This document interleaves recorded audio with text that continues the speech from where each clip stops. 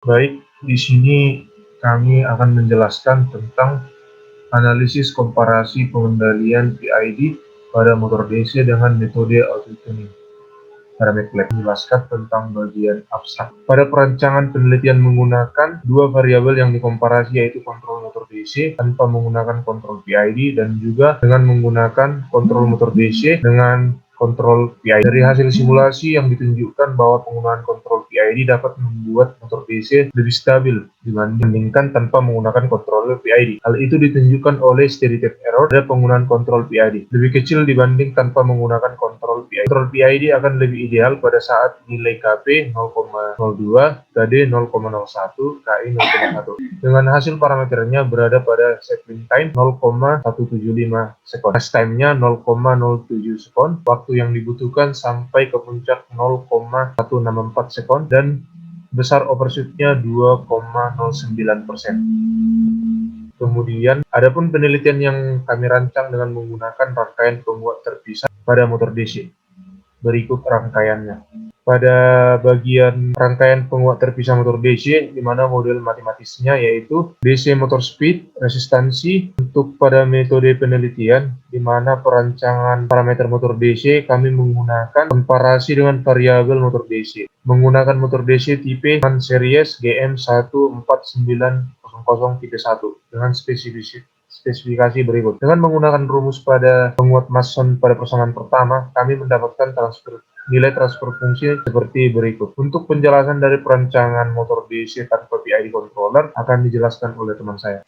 Baik, saya akan melanjutkan penjelasan pada perancangan kontrol motor DC. Kita mendapatkan plan ataupun transfer fungsi dari motor DC seperti pada hasil di atas. Yang pertama, kita melakukan perancangan motor DC tanpa PID control. Untuk memulainya, kita menentukan terlebih dahulu parameter dari si motor DC, kemudian merancang model kendalinya sehingga kita dapat menampilkan grafik pada scope Simulink pada MATLAB, dan bisa kita menarik kesimpulan dari perancangan kontrol motor DC tanpa menggunakan PID ini. Kemudian yang kedua, perancangan motor DC dengan menggunakan PID control bisa dijelaskan melalui flowchart seperti ini. Motor DC yaitu plan transfer function dari motor DC yang sudah kita dapatkan sebelumnya, sehingga kita mendapatkan nilai parameter melalui hasil simulasi auto tuning di MATLAB. Kemudian kita merancang blok simulasi kontrol PID dan bisa menampilkan grafik scope Simulink. Pada perancangan dengan menggunakan PID control diperlukan metode, yaitu untuk menentukan parameter PID yaitu besar dari Kp, Ki, dan Kd dengan cara auto tuning pada motor DC yang kita lakukan pada MATLAB. Untuk melakukannya, kita menentukan parameter motor DC, kemudian menentukan parameter kontrol PID sehingga kita menghasilkan nilai parameter dari Kp, Ki, dan Kd. Kemudian kita cek apakah nilai ini sudah ideal atau tidak. Jika tidak ideal, kita kembali untuk menentukan parameter kontrol PID dan parameter Kp, Ki, dan Kd-nya. Untuk perancangan sistem kendali kontrol pada Simulink MATLAB. Pertama, perancangan sistem tanpa menggunakan kontrol PID. Pada perancangan sistem kontrol tanpa menggunakan PID ini, terdapat hanya 3 blok step yang digunakan sebagai inputan untuk transfer fungsi, di mana pada model perancangan sistem tanpa menggunakan kontrol PID bisa kita lihat pada gambar 5. Ini merupakan tanpa dipengaruhi dari kontrol PID, yaitu hanya menggunakan transfer fungsi dari motor DC. Kemudian pada perancangan sistem kontrol dengan menggunakan PID, yaitu menggunakan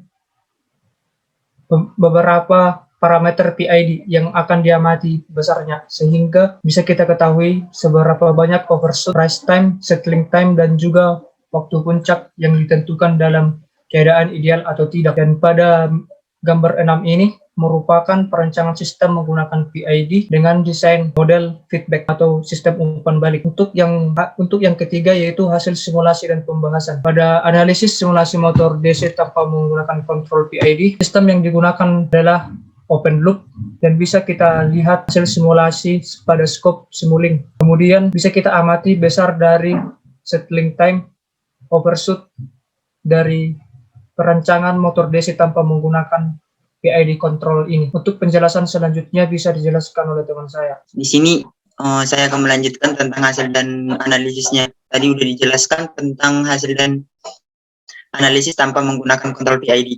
Nah, sebelumnya ingin menambahi pada hasil simulasi perancang motor DC tanpa menggunakan PID control, dapat kita lihat grafiknya itu steady state error-nya itu sangat besar, yaitu sekitar 249. Sehingga dapat disimpulkan bahwa tanpa menggunakan PID-nya itu si motor DC-nya itu tidak stabil. Kemudian analisis simulasi perancang motor DC dengan menggunakan PID control. Nah, pada kesempatan ini, penelitian ini kami menggunakan 3 buah varian nilai KP, KD, dan KI-nya. Yang pertama, pada saat KP-nya itu 0,009, KI 0,06, dan KD-nya itu 0,0003.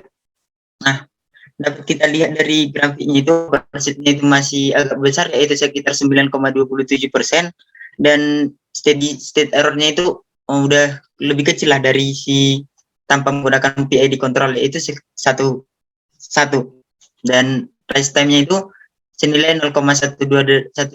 Kemudian pada varian yang kedua dengan nilai KP-nya itu 0,04, KI-nya itu 0,2, dan KD-nya itu 0,01. Nah, dari grafik simulasinya itu dapat dilihat bahwa overshoot yang dihasilkannya itu lebih besar lah, sekitar 16%. Dan waktu menuju puncaknya itu hampir 1 detik, dan steady state error-nya itu sama seperti yang pertama, yaitu 1.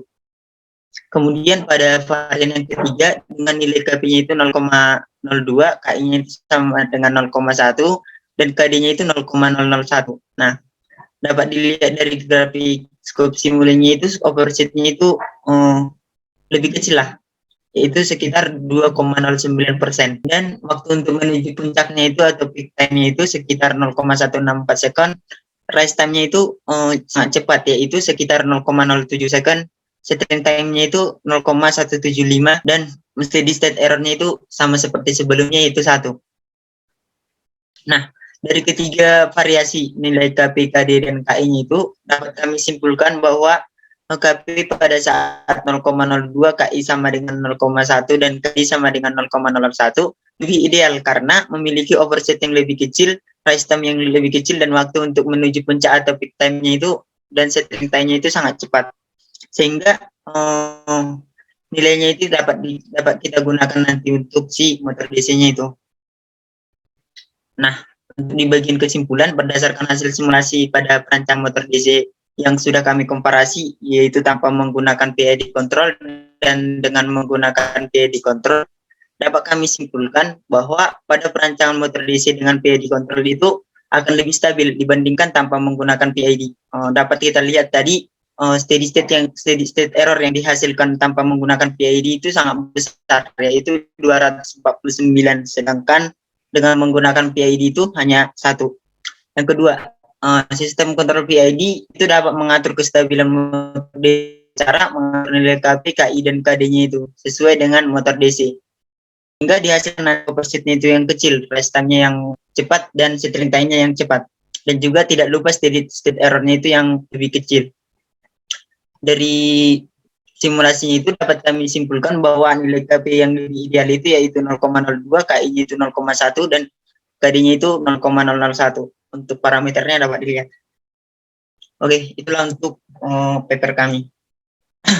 Kemudian untuk, nah, ini hasil dari simulasi, hasil dari turnitin sebelum pertama kali, yaitu senilai 29%.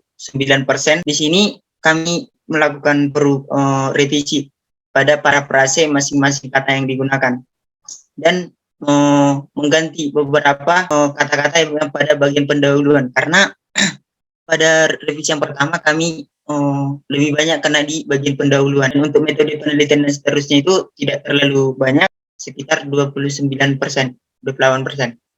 Nah, kemudian setelah kami revisi, hasilnya itu menjadi 14 dengan melakukan perubahan para prase kata. Oke, mungkin cukup sekian dari presentasi yang bisa kami sampaikan. Jika ada tutur kata kami atau yang ada beberapa kesalahan yang kurang, kami minta maaf. Akhir kata kami ucapkan terima kasih.